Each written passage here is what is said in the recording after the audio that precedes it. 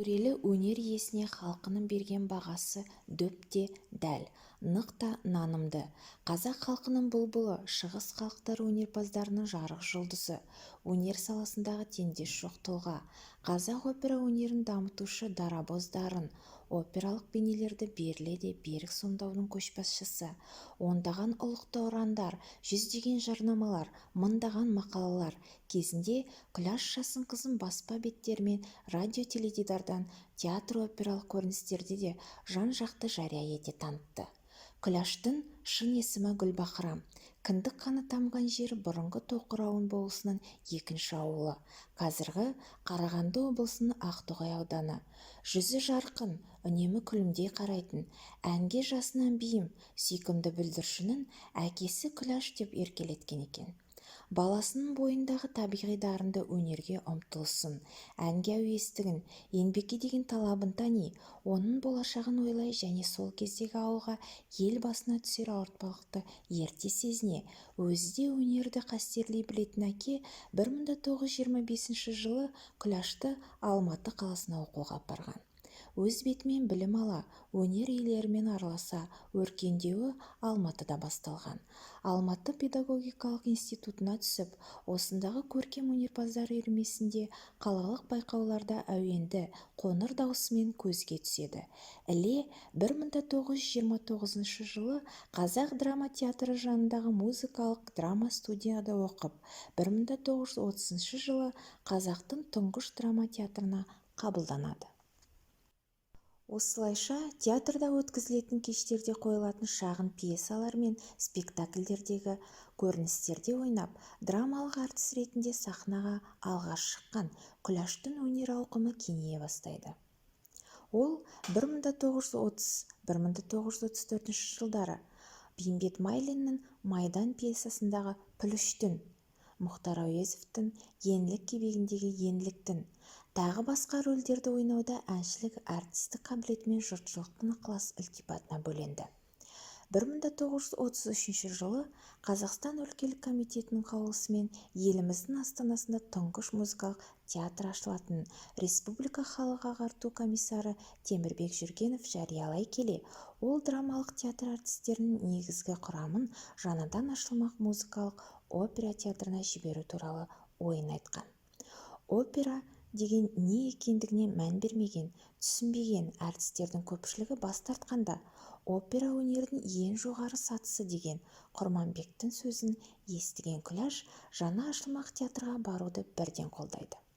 Опера және балет театрының негізін қалап, өнер әлеміне қазақ операсының алғашқы нәрлі дәні себіледі. 1934 жылы Шымылдығы Айман Шолпан музыкалық комедиясымен ашылып, Айман бейнесін арқылы қазақ қыздарына ибалы да инабатты болмысын, ақылды да арлы жаратылысын таныта білген Күләш Байсейітова опера театрының жарық жұлдызына айналады. Оның жиірек айтатын опера, музыка мен драманың синтезі, біз оны сахнада аша білуіміз керек деген қанатты сөзі театр актерлері мен әншілерінің жадында ұстар қағидасына, өзі жас таланттардың ұстазына айналған. Осы театрда сол сомдаған Қыз жібек, Хадиша, Ақжүніс, Ажар, Сара, тағы басқа рөлдері сол кездегі тыңдаушылардың жүрегінен орын тауып, оны қазақ операсының патшайымы атандырды. Қазақ елінің өркенді өнерін танытқан, елінің даңқын асқақтата, халқымыздың жадында сақталған шара 1936 жылғы Мәскеу қаласында өткен қазақ өнерінің 10 күндігі. Сол жылы осы қалада Ресей, Украина, Грузия, Өзбекстан елдерінде декадалар өтіп, олардың атақты да танымал композиторлары мен режиссерлары қоса қатыса тыңдаған қазақ әнші бишілері мен актерлерінің өнерлері ең жоғары бағаға ие болған. Қыз жібек операсындағы Гәкку әнін шырқаған Күләштің дауысы КСРО орталық комитетінің бас хатшысы Сталиннің өзін таңғалта, тыңдармандармен бірге ұзақ қол шапалақтатқан.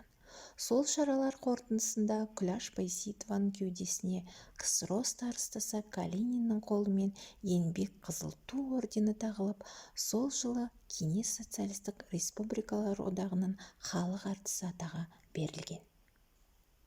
жезтаңдай әнші тек қазақ композиторларының туындыларымен шектелмеген. Музыкалық терең білімі болмаса да, ұлттық операмен қатар орыс халқының да басқа елдердің де шығармашылығына ден қойған.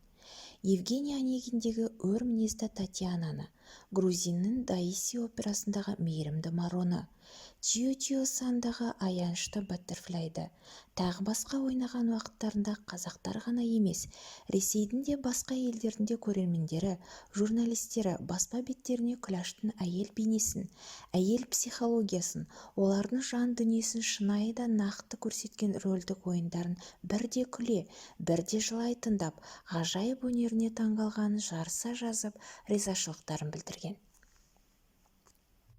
Ұлы Отан соғысы жылдарында қазақ бұлбұлының барша халықты, оның ішінде солдаттарды рухтандырар әндері радио торабынан, ел аузынан жиірек естіліп, есімі баспа беттерінде жарияланған, қан майданда концерттерін өткізіп, әндерінің құдіретімен жауынгерлердің жүректерін жалындатып, кеуделеріне күш бітіре, рухтарын көтеріп, ұлы жеңіске жетуге өзінің бар өнерін, күш-қуатын аямаған. Өнерді өбектеумен қатар ол Қазақ КСР жоғары кеңесінің депутаты болды. Сонымен қатар мемлекеттік сыйлық тағайындау, дүниежүзілік бейбітшілікті сақтау комитеттерінің мүшесі сияқты қоғамдық жұмыстарды қатар алып жүрді. Қазақ мәдениетін көтеріп, жаңа оқу орындарын ашу, жастарды оқыту, жас отбасыларына көмек көрсету, соғыс мүгедектеріне жағдай жасау сияқты келелі істерге ерекше аса назар аударған. 1957 жылы Күләш Байсейітова өмірден өткеннен кейін үкіметтің арнайы қаулысымен мектеп-интернат ашылды. Оған Күләш апамыздың аты берілді. Қазіргі таңда оңтүстік астанамыз Алматы қаласында сол мектеп-интернат ауласында Күләш Байсейітоваға арналған Қазақстандағы тұңғыш ескерткіш орнатылған. Жыл сайын 25 мамыр күні үздік оқушыларды Алматы қаласындағы Райымбек даңғылы бойындағы орталық қорындағы Күләш Байсейітованың зиратына барып, тағзым етіп, гүл шоқтары қойылады. Күләш атаға алысқа кеткен.